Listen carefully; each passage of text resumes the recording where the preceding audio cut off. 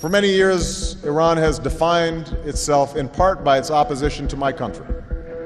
And there is, in fact, a tumultuous history between us. States like these and their terrorist allies constitute an axis of evil, arming to threaten the peace of the world. Relations between Iran and the United States have been mostly adversarial since the 1979 Islamic Revolution. Here was not an embassy. It was a CIA center. This was a den of espionage, where they were plotting against the Iranian people. But the seeds of animosity between the two countries were planted decades before. In 1952, Time magazine chose Iran's Prime Minister, Mohammad Mossadegh, as the 1951 Man of the Year for his efforts to nationalize his country's oil wealth despite mounting economic pressure from Britain. Mossadegh was Iran's 35th Prime Minister, but his government succeeded in doing what no other Iranian leader was able to do before. He went against British interests in his country and deprived the Navy from securing oil supplies. To understand how important this chapter is in Iran's history and how it shaped its future and its relations with the US, we have to go back to the start of the century, when Iran was still known as Persia. Like many states in the region, Iranian oil wealth was monitored by foreign countries since its discovery. In 1901, the British government encouraged entrepreneur William Knox D'Arcy to invest in Persia's oil sector. The British brokered a deal between D'Arcy and the then Shah of Iran, Muzaffar al-Din. D'Arcy was granted a 60-year concession to prospect, transport and sell petroleum, natural gas, asphalt and minerals in 3/4 of the country. Under the deal, the Shah was given a lump sum of £20,000 in cash and a further £20,000 in shares, with Iran set to receive only 16% of the profits. The D'Arcy Agreement is known historically as the deal that compromised Iran's ability to benefit from its own oil wealth for decades. In 1908, a significant oil reserve was found at Masjid Suleiman in southwestern Iran. It was the world's largest oil discovery at the time, and it set off a wave of exploration that would change the region's future.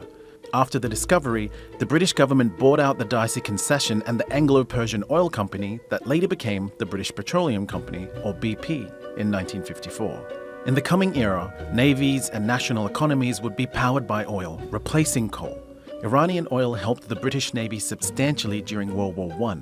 Winston Churchill, who secured the purchase of the shares from the D'Arcy concession, affirmed the importance of Iranian oil. Fortune brought us a prize from fairyland beyond our wildest dreams. For the next 50 years, Iran's vast oil reserves came under British control. That is, until Mossadegh came into power. After World War II, Shah Mohammad Reza Pahlavi's rule was weakened by the rise of nationalist voices in the Iranian parliament. In March 1951, Iranian Prime Minister Hajj Ali Razmara was assassinated by an ardent supporter of oil nationalization. Shortly after the assassination, nationalists in the Iranian Majlis, or parliament, nominated Mossadegh as their new prime minister. Fearing the strength of the nationalist movement, the Shah was forced to approve Mossadegh's nomination.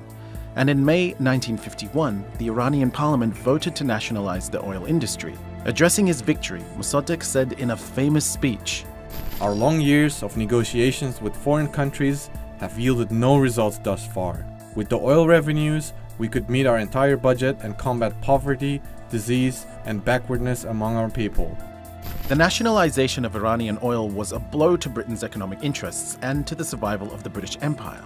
Views of the great refinery at Abadan are sufficient evidence in themselves of its size and importance. This great undertaking, built up over many years by British skill and with British money, has now been evacuated in humiliating circumstances. Britain took the matter to the International Court of Justice and placed an embargo on Iran's oil industry, making it impossible for Iran to sell its newly nationalized oil on the world market.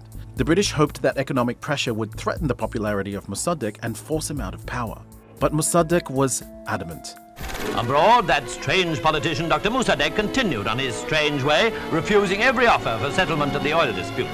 Desperate to regain control of Iran's oil industry, the British government approached the United States to assist in orchestrating a coup against Mossadegh.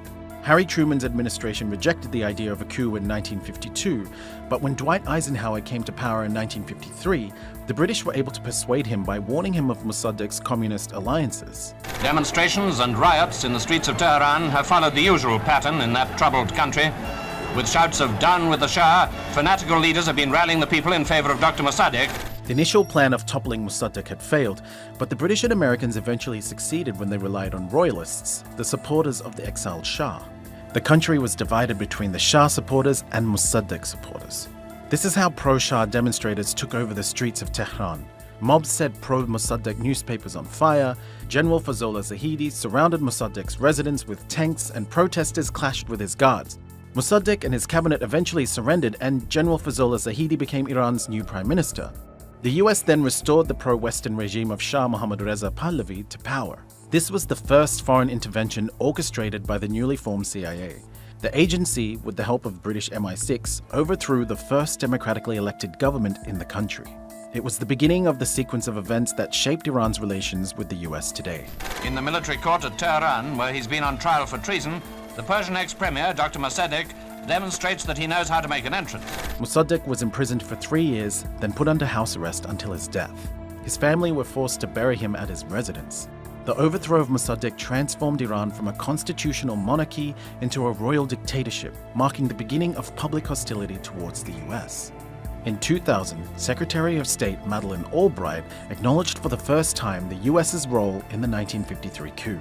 But the coup was clearly a setback for Iran's political development, and it is easy to see now why many Iranians continue to resent this intervention by America in their internal affairs. After the coup of 1953, the oil was back under the control of the British, and the US gave increasing support to the Shah of Iran. In 2013, Iran's parliament approved a bill for the government to sue the US for its involvement in the coup. The bill followed the release of declassified documents offering details about how the CIA carried out the coup as an act of US foreign policy. Campaign to install a pro-Western government in Iran. Target: Prime Minister Mossadegh and his government. Objectives: through legal or quasi-legal methods to effect the fall of the Mossadegh government and to replace it with a pro-Western government under the Shah's leadership with Zahedi as its prime minister. In 1957, the US government helped the Shah establish its infamous secret police force known as Savak. Savak was tasked with monitoring the Shah's political opponents and even Iranians abroad. The agency tortured many Iranians, and its agents received training for interrogation tactics from the CIA. But the alliance between the Shah and the US turned a deaf ear to the growing anger in Iranian streets against the oppression of the Shah and US interference.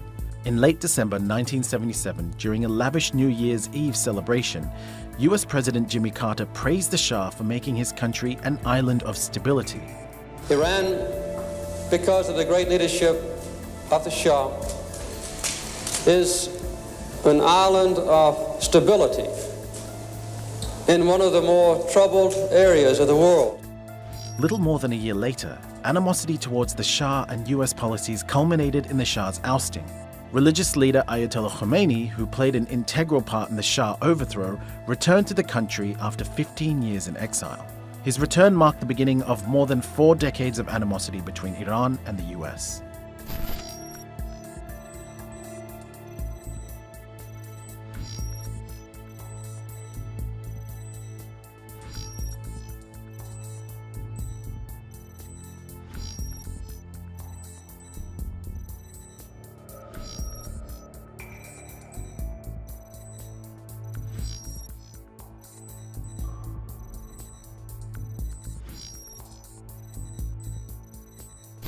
Since 1984, the US has designated Iran as a sponsor of terrorism, and although there were periods of negotiations and decreased tensions, changes in administration and Iran's proxy wars throughout the region have put the two countries at odds once again. Tensions between Tehran and Washington have been rising since the Trump administration withdrew from the Iran nuclear deal in 2018. For far too long, all the way back to 1979 to be exact, nations have tolerated Iran's destructive and destabilizing behavior in the Middle East and beyond. Those days are over. The US has taken several steps to put maximum pressure on the Iranian regime.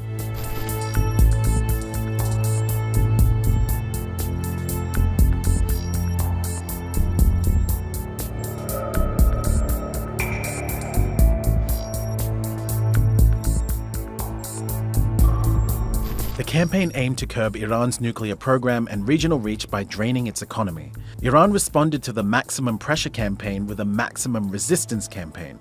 In retaliation, Iran showed off its ability to harm US interests in the region.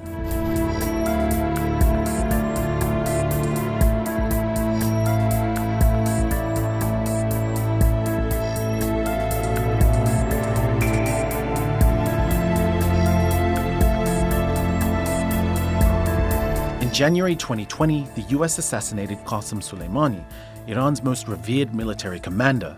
Soleimani was the head of Iran's Revolutionary Guards Quds Force. His controversial role in the war in Syria enhanced Iran's military presence in the region. President Hassan Rouhani drew parallels between Soleimani's assassination and the US-engineered coup of 1953. This crime that the US committed is similar to the coup attempt and similar to the downing of Airbus passenger flight in the Persian Gulf. This crime will never be forgotten. Trump said that by killing Soleimani, the US had saved many lives. But to many of these mourners, Soleimani, just like Mossadegh, was another national hero that the US removed from power against the will of the Iranian people.